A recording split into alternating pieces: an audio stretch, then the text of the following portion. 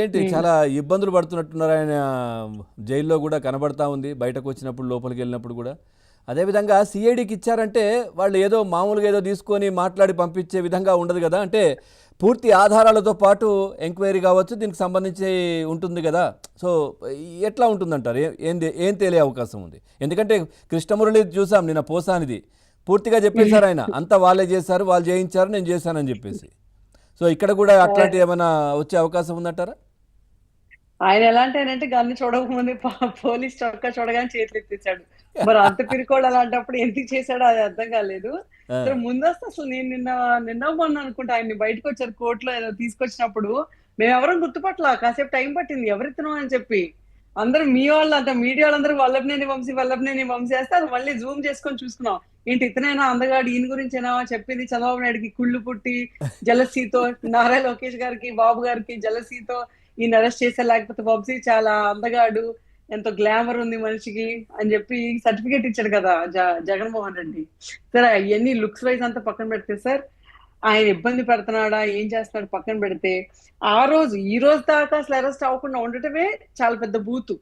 ఏ రోజైతే అంత బహిరంగంగా వెళ్ళి అరెస్ట్ చేయటమే కాకుండా ఆ రోజు పట్టాభి గారిని మీరు గమనించుకుంటే ఎక్కడ ఏ కోర్టులో ఏ స్టేషన్ లో రిపోర్ట్ చేశారో కూడా ఇన్ఫర్మేషన్ కూడా లేకుండా జీబ్ లో కూర్చోపెట్టుకొని ఒక రోజంతా తెల్లవారుజాము నుంచి నెక్స్ట్ రోజు నైట్ వరకు అనుకుంటా ఆయన ఎక్కడున్నారో కూడా ట్రేస్ అవ్వకుండా తిప్పారు పోలీసులు. అంటే అరాచకానికి ఇంక దీన్ని ఏ స్క్వేర్ అనాలి లేకపోతే రేట్ ఆఫ్ ఇన్ఫినిటీ అనాలో నాకు తెలియదు, కానీ అంత అరాచకం. అంటే కాలర్ ఎగరేసుకొని చేసిన వాళ్ళు ఈ రోజు ఎందుకు ఇలాగా నాకు నడు నొప్పి ఉంది, నాకు ఫలానా జబ్బు ఉంది, ఈ జబ్బు ఉంది, నేను పడుకోలేను, నాకు పరుపు కావాలి, నాకు బాత్రూమ్ కావాలి, నాకు కమోడ్ కావాలి, ఎందుకు సార్ మరి చేసేటప్పుడు అంటే ఏంటంటే ఇంకెప్పటికీ మేమే వస్తామేమో, ఎందుకంటే మా కబంధ హస్తాలు ఈ రాష్ట్రాన్ని పెట్టుకున్నాం, ఈ లా అండ్ ఆర్డర్ నా చేతిలో ఉంది, పోలీసులు మా చేతిలో ఉన్నారు, రేపు పొద్దున ఓటర్లు బయటికి వెళ్ళలేము, మేము బటన్ నొక్కుతున్నాం అని చెప్తున్నాం కాబట్టి వాళ్ళు కూడా అదే మాయలో ఉంటారు కాబట్టి ఆ నమ్ముకొని ముందుకెళ్దాం అనుకొని ఉంటారు సార్ 100%. లేకపోతే అంతరాచకమా గన్నవరంలో అంత విచ్చలవిడిగా ఎవరు చేస్తారు సార్? ఆయన కాకుండా ఇంకెవరు చేయగలరు? ఊరినే ఎగ్జాంపుల్ అనుకుందాం, అప్పుడేమో నేను చేశానని పోజు కొడతాడు, ఆ తర్వాత నేను కాదు అంటాడు. సరే పోనీ A71 గా ఉన్నారు ఇందాక సత్యమూర్తి గారు చెప్పినట్టు, పనిమాల వెళ్ళి అక్కడ ఉన్న ఎవరైతే కేసు పెట్టాడు సత్యవర్ధన్ని, అతను ఎవరు సార్ కిడ్నాప్ చేస్తారు? ఇది మా హయాంలో మా గవర్నమెంట్ లో ఉండగా అతను వెళ్ళి కేసు వాపస్ తీసుకుంటాడు సార్, అదేం జరగలేదు ఇదంతా అని చెప్పి. అసలు చెప్పే వాళ్ళకైనా సిగ్గుండాలి, వినే వాళ్ళకైనా సిగ్గుండాలని చెప్పి ఆలోచన కూడా ఉండదు. మరి ఆ అబద్ధాలకి కేర్ ఆఫ్ అడ్రస్, లేకపోతే అరాచకాలకి కేర్ ఆఫ్ అడ్రస్.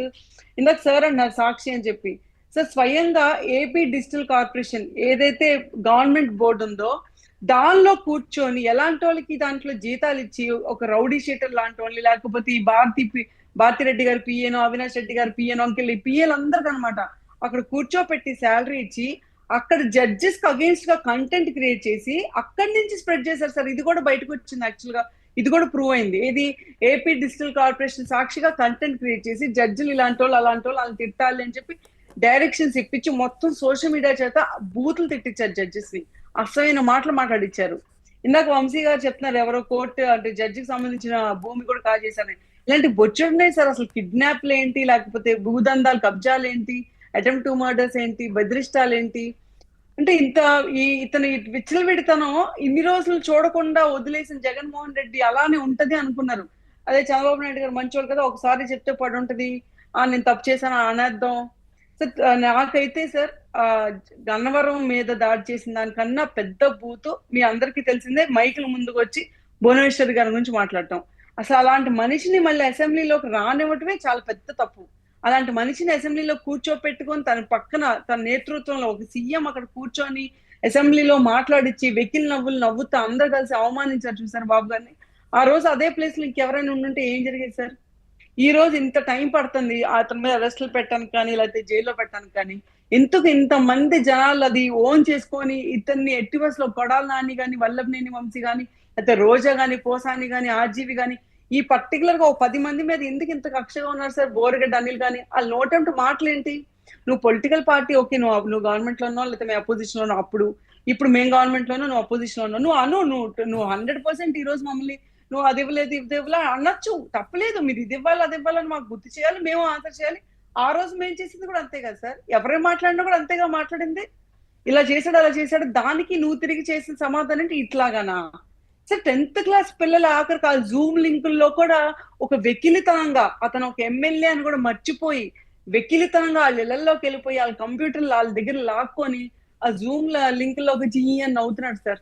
ఇది లోకేష్ గారు ఆ పిల్లల్ని ఆత్మస్థైర్యంతో ఉండండి, మీరు ఎవరు డిప్రెషన్ లోకి వెళ్ళమాకండి, లేకపోతే ఎవరు చనిపోమాకండి అని చెప్తుంటే ఈ వంశీ అని అతను ఎంత సిగ్గు చేస్తున్నాను సార్. ఇద్దరు ఇన్- నాని నాని ఇందులో కొడాలి నాని కూడా. నానిను ఇంకా కొంతమంది ఉన్నారు సార్, మీకు తెలియదు. ఇక్కడ మా విజయవాడలో కార్పొరేటర్ స్థాయిలో కొంతమంది మహిళల్ని నా పేర్లు చెప్పి అనవసరంగా వాళ్ళు పాపులర్ చెప్పి ఇష్టంలే కానీ అందరికి ఒకటే స్క్రిప్ట్ సార్.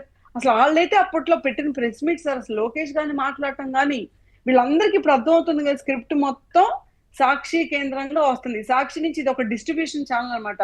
మరి వైసీపీ అక్కడ సజ్జల నుంచి సాక్షికి వెళ్తుందా, సాక్షి నుంచి సజ్జలకి వెళ్తుందా మాకు తెలియదు కానీ సంబంధి డైరెక్టర్ మరి సజ్జల లేకపోతే భారతిరెడ్డి. మొన్న విజయసాయి రెడ్డి కూడా బయటకు వచ్చి చెప్తున్నారు ఒక కాటరీ ఉంది ఆయన చుట్టూ అని. ఆ కాటరీ ఆయన దాని వల్ల ఆయన నాశనం అవుతున్నారని చెప్తున్నారు. మరి ఆయన పేర్లు చెప్పలేకపోతున్నారేమో కానీ చాలా మంది బయట టాక్, పబ్లిక్ టాక్ ఏంటంటే ఆ కాటరీ ఎవరో కారు. ఈ రోజు జగన్మోహన్ రెడ్డి ఇంత దరిద్రంగా ఓడిపోవడానికి మేజర్ రీజన్ ఒకటి భారతిరెడ్డి గారు, ఇంకోటి సజ్జల, ఇంకోటి Avinash Reddy or whatever it is.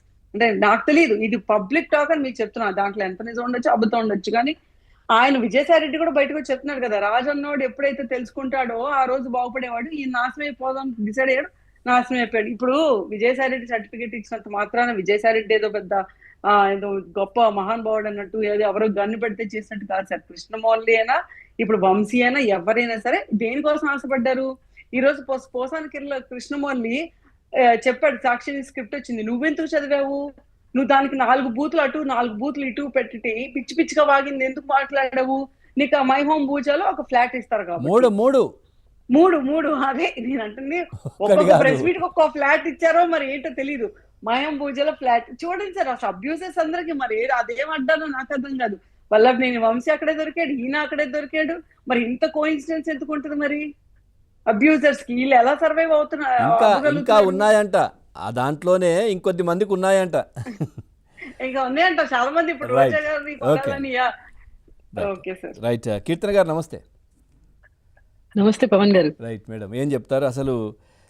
ఏంటి మొత్తం చూస్తూ ఉన్నారు ఇప్పుడు ఏదైతే పోసాని కృష్ణమురళి పూర్తిగా సిఐడి